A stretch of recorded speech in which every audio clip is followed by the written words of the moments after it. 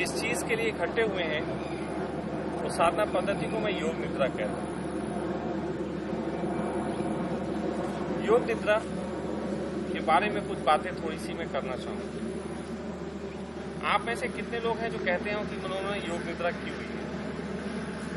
जो बच्चे हमारे संग जुड़े उनको अलावा और कोई योग मित्र हैं? किसी ने योग निद्रा का कोई सेशन किया? कुछ योग निद्रा के संबंध में कुछ जानकारियां हैं, कुछ नॉलेज है किसी को? नहीं। मैं आपको बताना चाहता हूं कि ये योग निद्रा होती क्या। जैसे मैं अभी अंदर बोल रहा था कि 3 मार्ग होते हैं और 3 मार्ग 3 तरीके के व्यक्तित्व के लिए होते हैं। पहला जो व्यक्तित्व है वो व्यक्तित्व होता है योगी का, लेकिन योगी के लिए वर्तमान का समय उचित नहीं है, क्योंकि योगी नियमों में चलता है। योगी अपने आप को बांधता है। योगी कहता है कि ये चीज अस्वीकार करने योग्य है और ये चीज स्वीकार करने योग्य। तो योगी के पास बहुत नियम कानून होते हैं, लेकिन वो समय जब कोई योगी हो सके अब नहीं रहा। अब दूसरा समय है, इसको ओशो कहते थे कि तंत्र मार्ग का। तंत्र मार्ग का जो साधक होता है वो नियमों में नहीं पड़ता, वो नियमों में बांधता नहीं, बल्कि वो अस्तित्व का जो नियम होता है उसका एक हिस्सा हो जाता है। वो कहता है कि अभी सूरज निकला है तो हम सूरज का आनंद लेंगे। वो कहता है गर्मी है तो हम गर्मी को जिएंगे। अगर इस समय एसी मौजूद है तो हम एसी को जी लेंगे। वो अपने आप को छोड़ता है, सहज बनाता है। छोड़ना भी हठ योग का हिस्सा है। कई बार लोगों को लगता है कि छोड़ना हठ योग नहीं, लेकिन मैं कहता हूं कि आप अपने आनंद पे अपने को छोड़ दीजिए और आप देखिए आपको कितने लोग तंग करने आ जाएंगे कि ऐसा मत करो, ऐसा करना अच्छा नहीं, इससे सामाजिक व्यवस्था भंग होती है, बहुत सी चीजें कहने आ जाएंगे। तो इसलिए आज की तारीख में जो तंत्र मार्ग है, जिसमें स्वीकार की बात होती थी, स्वीकार की पद्धति होती थी, वो भी एक तरीके का हठ योग हो गया। अगर आप अपने आनंद को जीना चाहते हैं तो समाज से लड़ना पड़ेगा, तो इसलिए हठ योग हो गया। फिर तीसरी स्थिति होती है जिसको हम भक्त की स्थिति कहते हैं। वो तो और भी दुर्लभ है, क्योंकि भक्त होने के लिए प्रेम की कला आनी चाहिए। तो जिसे स्वीकार की कला ना आ पाती हो, प्रेम की कला आ गई होगी, ये बड़ा मुश्किल बात है। अभी मैंने 2-4 दिन से कहना शुरू किया है कि अगर कोई कहे कि मेरा दिल नहीं लग रहा इसके बगैर, मैं इसके बगैर नहीं रह सकता, मेरा दिल ये करने को नहीं कहता, मेरा दिल वो करने को नहीं कहता, इसका मत समझिएगा कि वो बहुत प्रेमी व्यक्ति। इसका अर्थ ये है कि दिमाग का थोड़ा कच्चा है, क्योंकि दिल कुछ नहीं होता। प्रेम जो है वो स्टेट ऑफ माइंड है। स्टेट ऑफ माइंड का अर्थ होता है कि दिमाग की उन ऊंचाइयों को उपलब्ध हो जाना जिन ऊंचाइयों पे पहुंच के आप सभी प्रकार के अनुभवों में गुजर चुके हों और जरूरत पड़ने पे सभी अनुभवों के माध्यम से आप अपने जीवन को सुगम बना सकें। स्टेट ऑफ माइंड एक प्रकार की चूड़ी की तरह समझ होती है।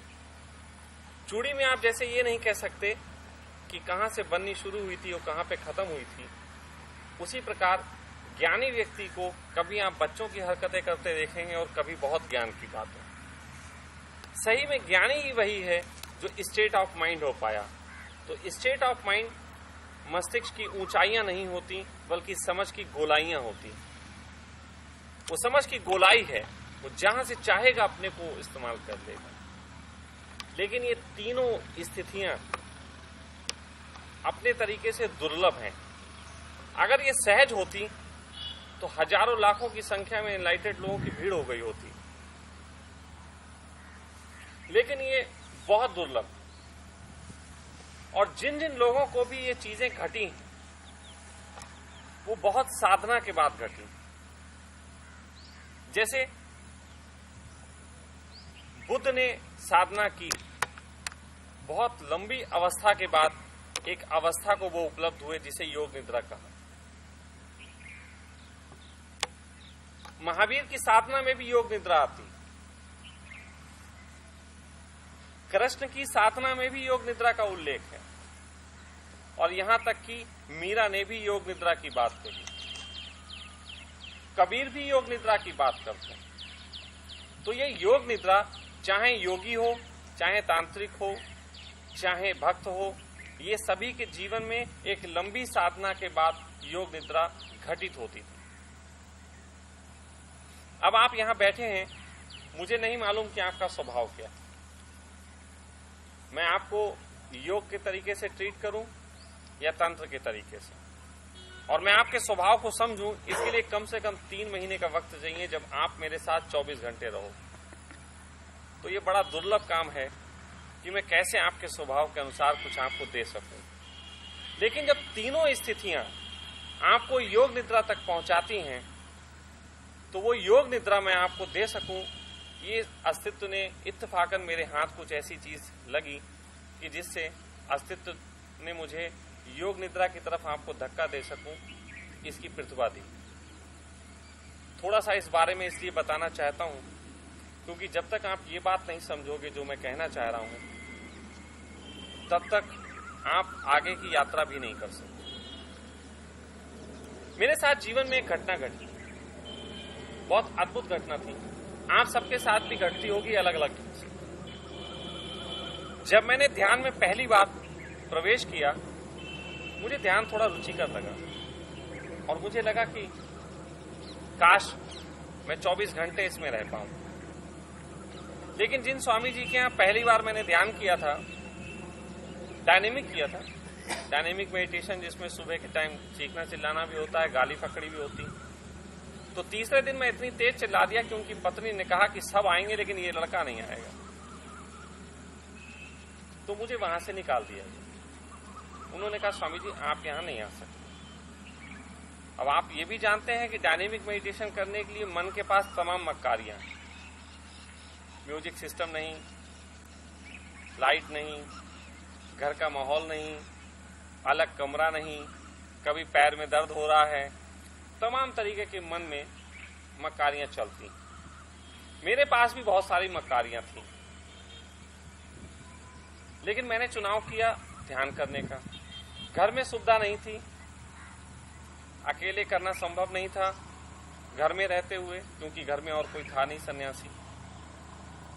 तो ऐसी स्थिति में मैंने चुनाव किया कि एक घड़ी खरीदी, उसमें मुर्गे का अलार्म लगा होता था, 96-97 की बात है, तो कुकू को बोलता था। मैंने उसमें 5 टाइम सेट किए और मैं शहर से बाहर 1.5 किलोमीटर की 2 किलोमीटर की दूरी पे एक हमारे यहाँ शमशान घाट होता है, बहुत खूबसूरत सा शमशान घाट होने लगे हैं आजकल, तो बढ़िया सा वहां भी पार्क वगैरह बना हुआ, पड़ोस में नदी भी है। तो मैंने शमशान घाट का चुनाव किया कि मैं वहां जाके ध्यान करूं, और वहां जाके मैंने ध्यान आरंभ किया। तो 5 समय वो ध्यान घड़ी बोलती थी और मैं अपने स्टेप चेंज कर लेता था, ऐसे करके ध्यान चलता था। ध्यान किसी विधियों में किया जा सकता है? वो समझी, मैं आपको फिर क्लियर करता चलूंगा, अभी जो मैं कह रहा हूं उसको सुने। तो मैंने वो टाइम फिक्स करके ध्यान करना शुरू कर दिया। लेकिन एक दिन की घटना घटी कि मैं मॉर्निंग में घर से 10 मिनट लेट हो गया, और हमारे शहर में एक चौराहा पड़ता है, पंखी होटल चौराहा, वहां पे मैं पहुंचा और तभी वो अलार्म बोल गया। जैसे ही वो अलार्म बोला, मैंने वहीं अपना डायनेमिक करना शुरू कर दिया चौराहे पे ही। और 40 मिनट बाद जब मैं मौन के पीरियड में खड़ा हुआ था, तो पीछे से किसी ने हाथ मारा। मैंने आंख खोल के देखा तो मेरे पिताजी थे। उनको किसी ने सूचना दे दी थी कि लड़का तुम्हारा पागलों की तरह चिल्ला रहा है आज। और आंख खोल के जब पूरा दृश्य देखा तो कम से कम 2-4 हजार आदमी वहां खड़ा हुआ था। मैं शहर में प्रतिष्ठित व्यक्ति का बेटा था, सब जानते थे, तो वहां इकट्ठे हो गए थे और मेरे बारे में सूचना कंफर्म हो गई थी कि ये पागल हो गया। तो तमगा भी मिल गया था। ये जो तमगा मिला तो घर से मेरा विरोध बढ़ा, लेकिन साथ साथ मुझे ध्यान की और जिज्ञासा बढ़ी। एक दिन मैं बैठा हुआ था, ये मैं अपनी साधना के बारे में इसलिए बता रहा हूं क्योंकि इसे जाने के बगैर आप भी नहीं समझ सकते कि साधना किस प्रकार की हो सकती है। तो वहां कुछ भी नहीं था। एक दिन मैं वहां बैठा हुआ एक पेड़ को देख रहा था। यूकलिप्टिस का पेड़ था और बहुत तेज हवाएं चलती थी, तो वो हवा से वो पेड़ ऐसे करके लहराता था और मेरी आंखों के सामने से गुजर जाता था। मैं ऐसे ही लेटा हुआ था। तो मैंने उस पेड़ से पूछा, मित्र इतने आनंदित क्यों? एक हल्की सी कहीं से आवाज आई कि मैं किसी से बंधा हुआ नहीं। मैं सोचने लगा कि मैं बंधा हुआ हूं। गौर किया तो वाकई में बंधा हुआ था। मेरे ध्यान को क्या क्या चीजें रोकती थी।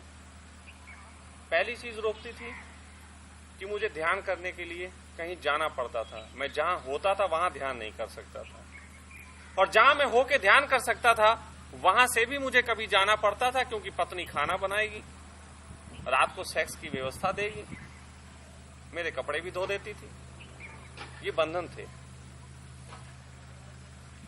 मैं उस दिन घर पहुंचा और मैंने अपनी पत्नी से कहा कि अब खाना आप मत बनाना, मैं अपना खाना जब मुझे भूख लगेगी मैं बना लिया करूंगा। उसने कहा ठीक है। मैंने वहां पे अपने आप खाना बनाना शुरू किया,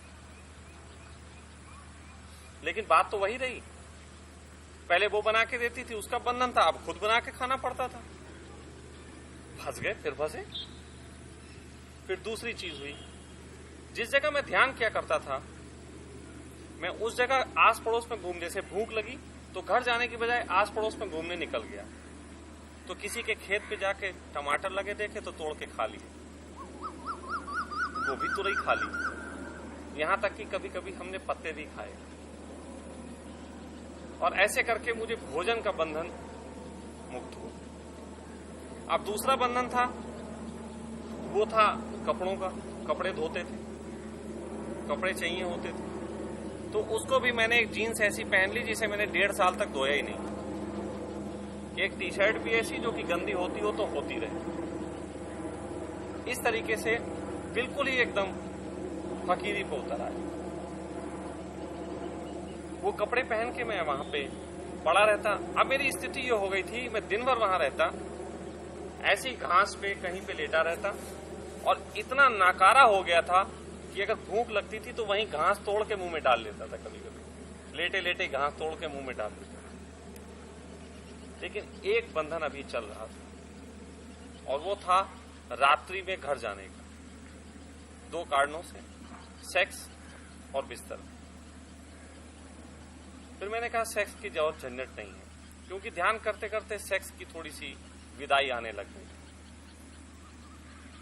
लेकिन फिर भी रात्रि में अब बिस्तर तो चाहिए था।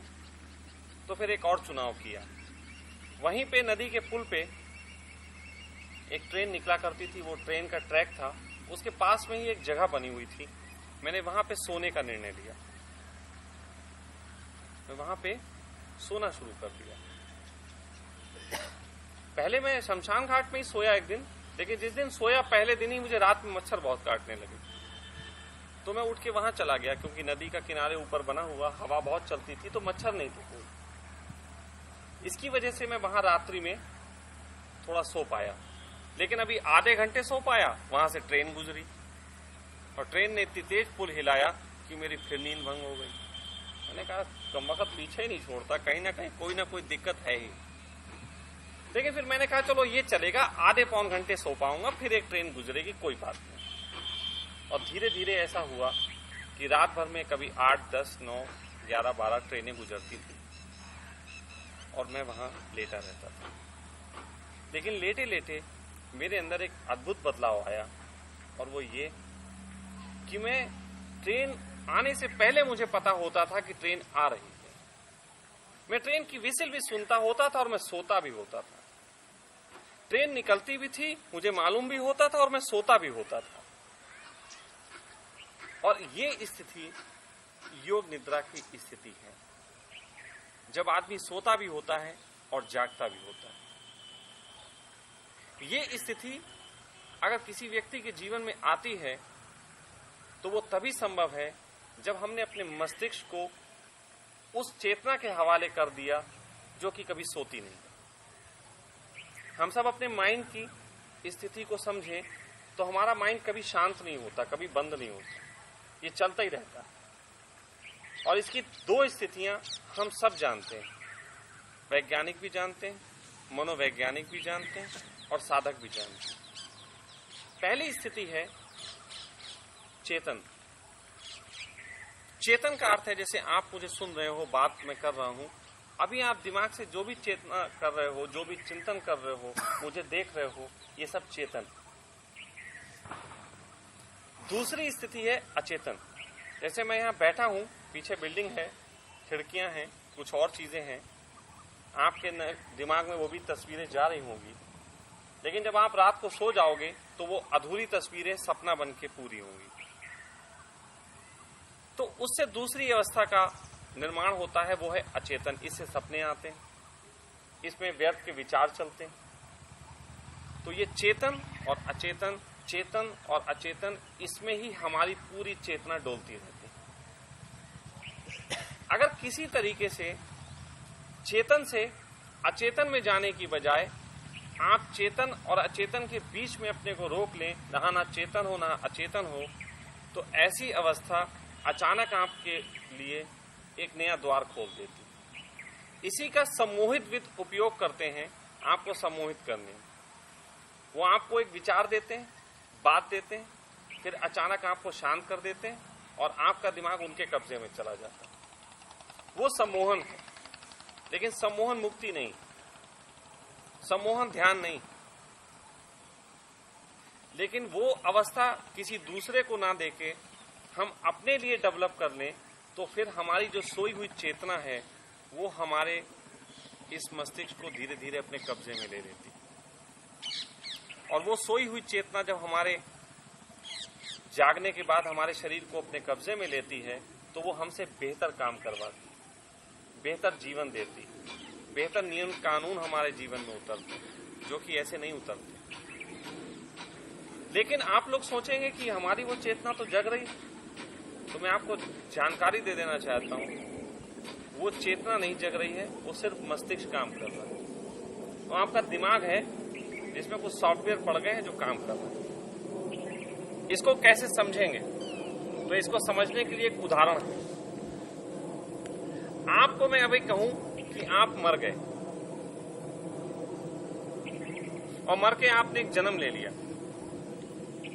और जिस समय मरे थे उस समय आपको पानी पीने की तमन्ना थी कि पानी पीना था, उठ के जाके किचन में पानी पीना था, और आप मर गए, आपने जन्म ले लिया। मैं आपसे पूछता हूं, क्या आप उठ के पानी पी पाओगे? आपने जन्म ले लिया, बुद्धि ये है, चिंतन ये है, शरीर बिल्कुल न्यूबॉर्न बेबी का, पानी पी पाओगे? क्यों? क्योंकि हमारी इंद्रियां हमें सपोर्ट नहीं करती। आपको मालूम है, सिर्फ एक इंद्रिय है जो पैदा होते ही एक्टिव होती है, वो है आंखें। और वैज्ञानिक भी जानते हैं, हर डॉक्टर जानता है कि आंखें जितनी पैदा होते वक्त होती हैं, मरते वक्त भी उतनी होती, कोई चेंजेस नहीं होता इसमें। दृष्टि का चेंज आप मत मानना, वो चेंज नहीं है। इसका जो गुणधर्म है उसमें कोई चेंज नहीं होता। फूट जाए एक अलग बात, लेकिन ये पैदा होते ही वक्त एक्टिव होती। लेकिन अब आपने पानी पीना था, पानी पीने के लिए आप पैदा हुए, लेकिन आप जा नहीं पा रहे हो, तो आप में तड़प है पानी पीने की। मां आपके मुंह में स्तन लगा के दूध दे देती है, पानी नहीं मिलता। फिर धीरे धीरे आप सोचते हो कब मेरी इंद्रियां इस लायक होंगी कि मैं काम कर पाऊंगा। फिर आप अपने हाथ हिलाते हो, छोटी छोटी चीजें पकड़ के बच्चा मुंह में देता है, उन्हें काट पीट के देखता है, हर चीज को सुनने की कोशिश करता है, नए नए चीजें। तो कान की इंद्री, नाक की इंद्री, हर इंद्री को धीरे धीरे वो एक्टिव करता है।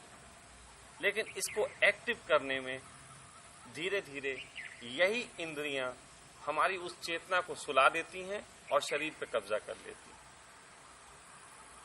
इस तरीके से आपकी चेतना सो जाती है। ये सिस्टम है आपके सोने का। तो जागने का सिस्टम क्या है? अगर ये सोने का सिस्टम है तो जागने का सिस्टम इससे विपरीत है। आप इंद्रियों को सुला दो, आप सब इंद्रियों को सुला दो। जैसे ही सारी इंद्रियां सोएंगी, क्योंकि मस्तिष्क कभी खाली नहीं रहता, वैसे ही वो जो पहले सो चुका था वो जग जाएगा और धीरे धीरे वो आप पे कब्जा करना शुरू करेगा।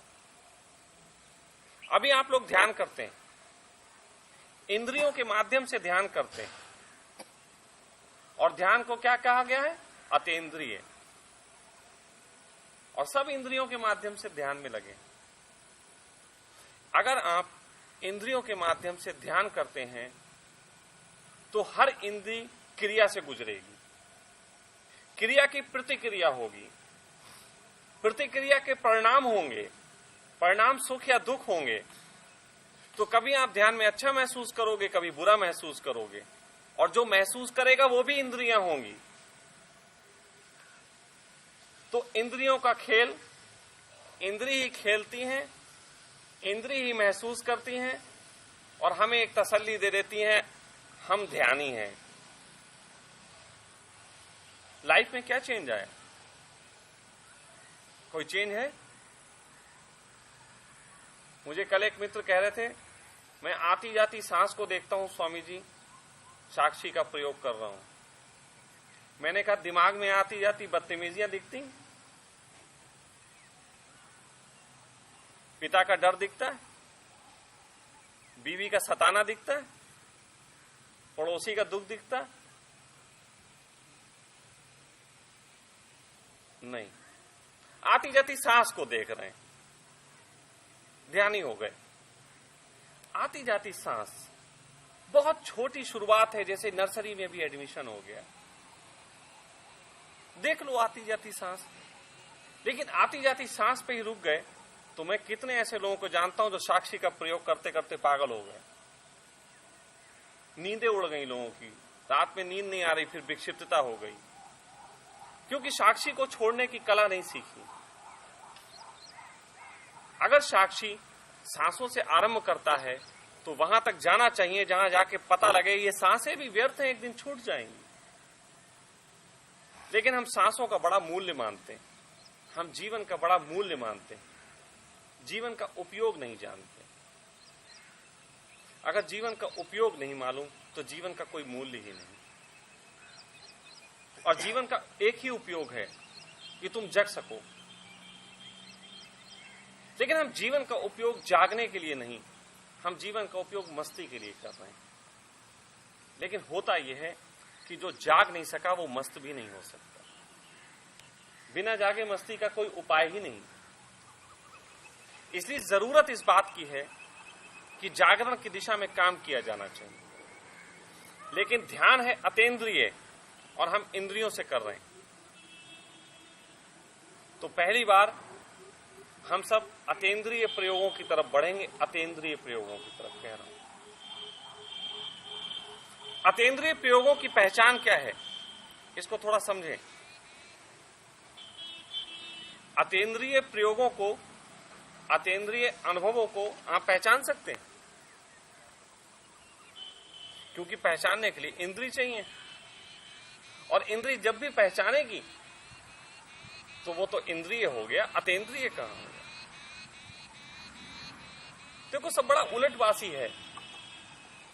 मैं कोई भी ऐसी बात नहीं कह रहा हूं जो कि नहीं कही गई, लेकिन इस ढंग से कह रहा हूं कि शायद उस ढंग से नहीं सोची होगी आपने। चिंतन खड़ा कर रहा हूं आपको कि चिंतन शुरू करो। कहां भूल हो रही? लाखों लोग ध्यान कर रहे हैं, उपलब्ध कोई नहीं होता। लोगों को कल एक मित्र ने फोन किया कि स्वामी जी आना नहीं हो पा रहा क्योंकि थोड़ा सा घुटने में दर्द हो गया।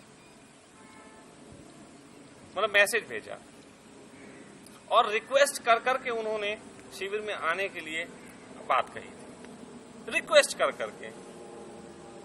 और घुटने में दर्द की वजह से मैसेज आया कि नहीं आ सकते।